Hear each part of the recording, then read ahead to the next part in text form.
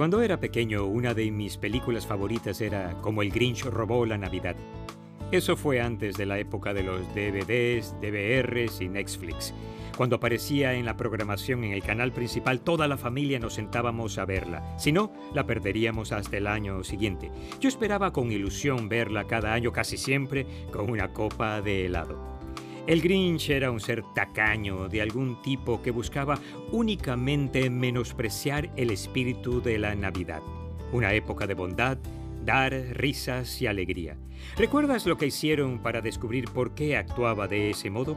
Pusieron una máquina de rayos X sobre su pecho y descubrieron un corazón pequeño y arrugado. Me resulta interesante que este diagnóstico sea tan coherente con la enseñanza de la Biblia. Vivimos del corazón. Como el hombre piensa de corazón, así es él. Lo que hay en tu corazón impulsará el modo en que tratas a otros. Por eso, una y otra vez en la Biblia se nos insta: guarda tu corazón. Debemos tener cuidado con lo que permitimos que acceda al corazón. Creo que Dios realmente alentaría al Grinch a meditar en nuestra lección de hoy. Dos virtudes que casi siempre están conectadas en la famosa lista del fruto del Espíritu en Gálatas capítulo 5 son amabilidad y bondad. Dios quiere que seamos amables y buenos con los demás. Parece sencillo, ¿verdad? Así que la idea clave no escatima las palabras y lo dice claramente: escojo ser amable y bueno en mis relaciones con los demás. Me encanta el versículo clave de esta lección y te aliento a que lo memorices. Es uno de los más cortos, pero está lleno de un poder transformador. Aquí está. Asegúrense de que nadie pague mal por mal. Más bien, esfuércense siempre por hacer el bien, no solo entre ustedes, sino a todos. Yo siempre subrayo que cuando la Biblia usa palabras como nadie y siempre, tales palabras inclusivas llevan la virtud de la bondad a un nivel totalmente diferente, el nivel de una vida al estilo de Jesús. Nos fuerza a hacernos esta pregunta clave: ¿qué significa hacer lo correcto en mis relaciones? ¿Cómo lo sé?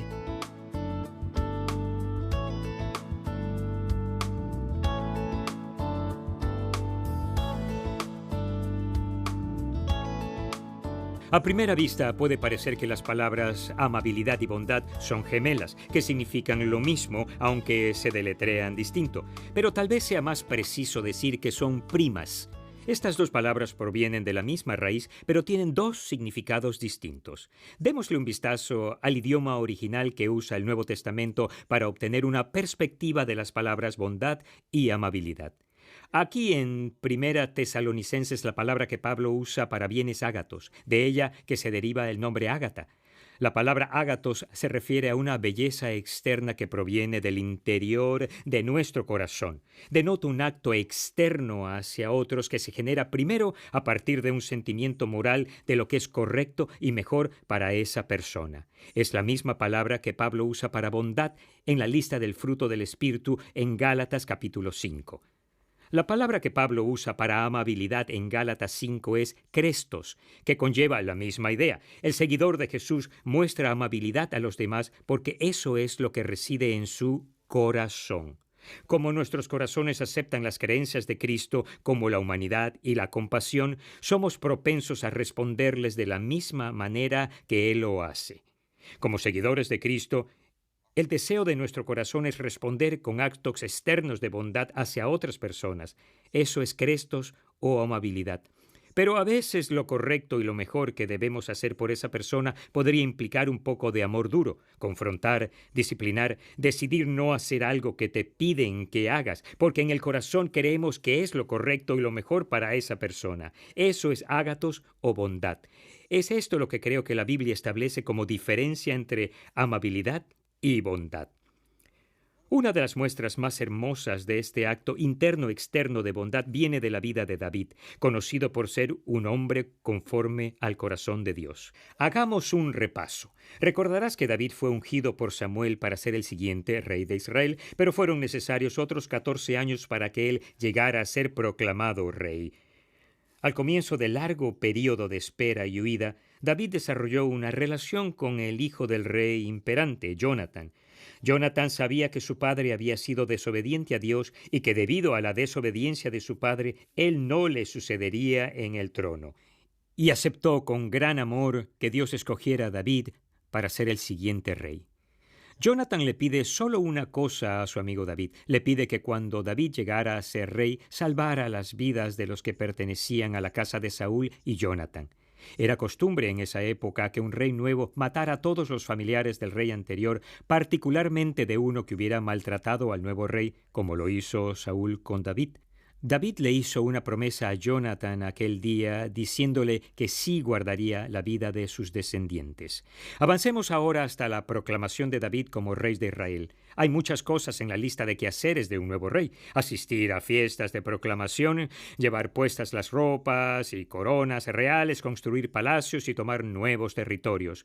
Pero cuando miramos la historia de David, que se encuentra en 2 de Samuel capítulo 9, vemos que uno de los primeros actos del rey David es buscar activamente en su reino para ver si seguían vivos los familiares de Saúl y de Jonathan.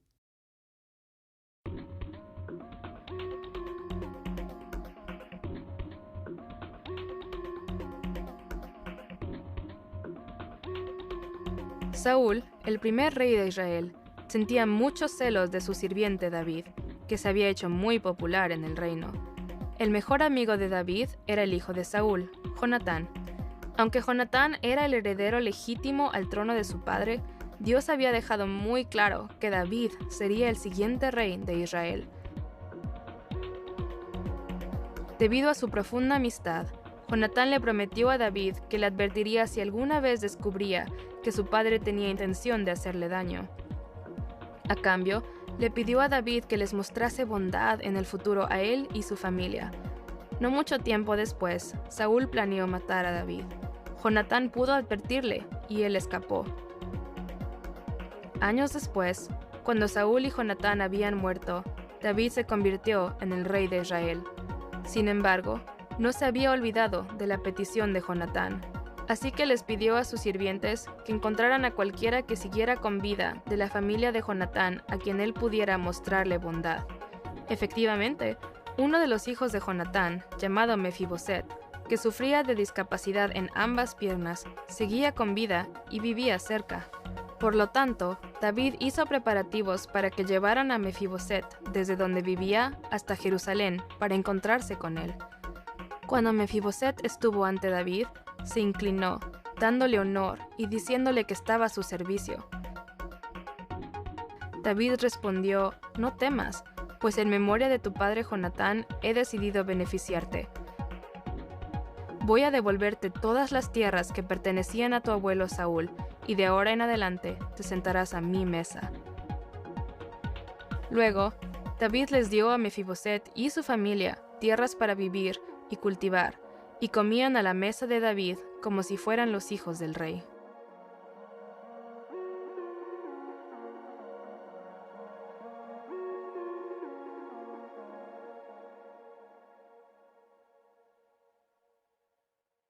Vamos a profundizar en esta historia. Empecemos leyendo en 2 de Samuel 8, versículo 15, y notemos las palabras usadas a la luz de la lección de hoy. David reinó sobre todo Israel, gobernando al pueblo entero con justicia y rectitud. El rey David averiguó si había alguien de la familia de Saúl a quien pudiera beneficiar en memoria de Jonatán. Sus hombres encontraron a un familiar vivo, su nombre Mefiboset, y resulta que Mefiboset estaba lisiado de ambos pies. Cuando David supo dónde se hallaba, envió a sus hombres para que lo trajeran al palacio. Ya podrás imaginar lo que pasaba por la mente de Mefiboset.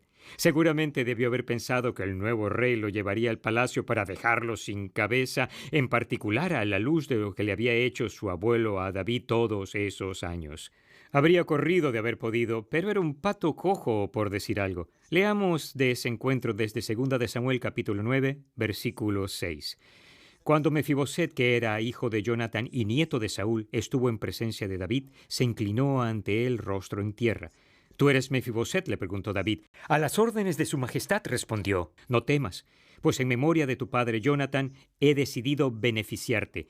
Voy a devolverte todas las tierras que pertenecían a tu abuelo Saúl, y de ahora en adelante te sentarás a mi mesa».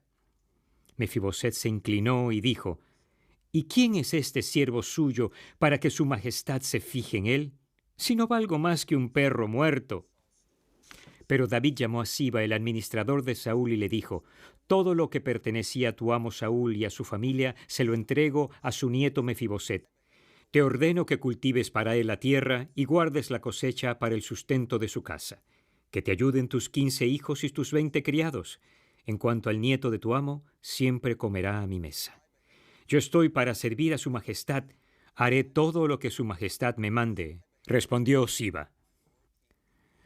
A partir de ese día, Mefiboset se sentó a la mesa de David como uno más de los hijos del rey. Toda la familia de Siba estaba al servicio de Mefiboset, quien tenía un hijo pequeño llamado Micaías. Tullido de ambos pies, Mefiboset vivía en Jerusalén, pues siempre se sentaba a la mesa del rey. Cada vez que leo esta historia me lleno de lágrimas. Quiero ser como David, quien quería tanto ser como Dios. La clave está en que él era un hombre conforme al corazón de Dios. Uno de mis mentores en este proyecto fue el difunto Dr. Dallas Willard de la Universidad del Sur de California. Él me dio una interesante perspectiva sobre la enseñanza de Jesús cuando exhortaba a la gente a poner la otra mejilla. Esto es lo que Jesús dijo en el sermón que se encuentra en Mateo capítulo 5. «Pero yo les digo, no resistan al que les haga mal. Si alguien te da una bofetada en la mejilla derecha, vuélvele también la otra». Una bofetada en la mejilla en la cultura de Jesús era un insulto. Él decía: cuando una persona te insulte, particularmente en público, ofrécele también la otra mejilla. El Dr. Willard sugería que el seguidor de Jesús no tenía que esforzarse para hacerlo. He aquí la transición que tiene lugar. Una persona te insulta, digamos que te da una bofetada en la mejilla. Tú acudes a tu corazón para encontrar respuesta. Debido a que las creencias de Jesús se hallan ya dentro de tu corazón, la oscuridad que solía estar ahí y deseaba ofrecer otro insulto ya no reside en tu corazón. Las palabras que salen de tu corazón podrían ser algo así: «No está en mi corazón regresarte lo que acabas de hacerme, así que te doy de nuevo el turno». Tú le ofreces la otra mejilla. Jesús no le pedía a sus seguidores que se refrenaran de dar otro insulto u otra bofetada. Jesús indicaba que ya no está en ti actuar de esta manera. Como tu corazón ha sido lleno del amor de Cristo, simplemente no deseas regresar el insulto. En eso consiste la profundidad de la bondad. Proviene internamente del corazón y busca genuinamente hacer lo correcto en nuestras relaciones con los demás. Eso sí es transformación con T mayúscula.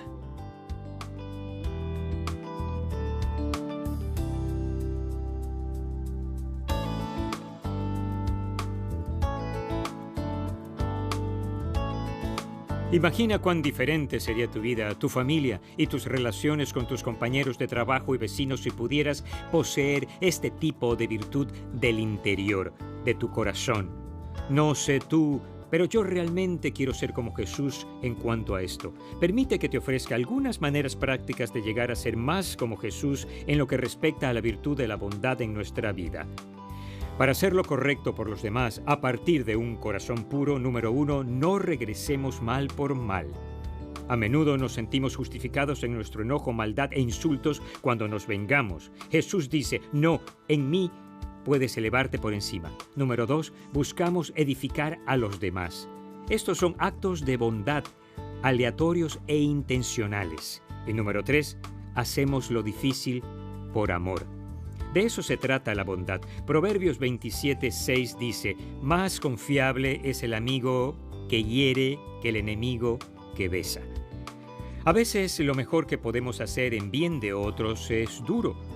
Puede que no lo reciban bien al principio o nunca, pero como seguidores de Jesús actuamos de una manera que es generada en un sentimiento moral de lo correcto y de lo que es mejor para ellos, incluso cuando otros se conformen con decirle lo que quiere oír o darle lo que en última instancia le dañará. Al final de la película, el Grinch da un giro completo. Comienza a mostrarles bondad a todos, incluso llega a difundir el espíritu de darle a todo el mundo en la pequeña ciudad de Whoville. ¿Y sabes qué?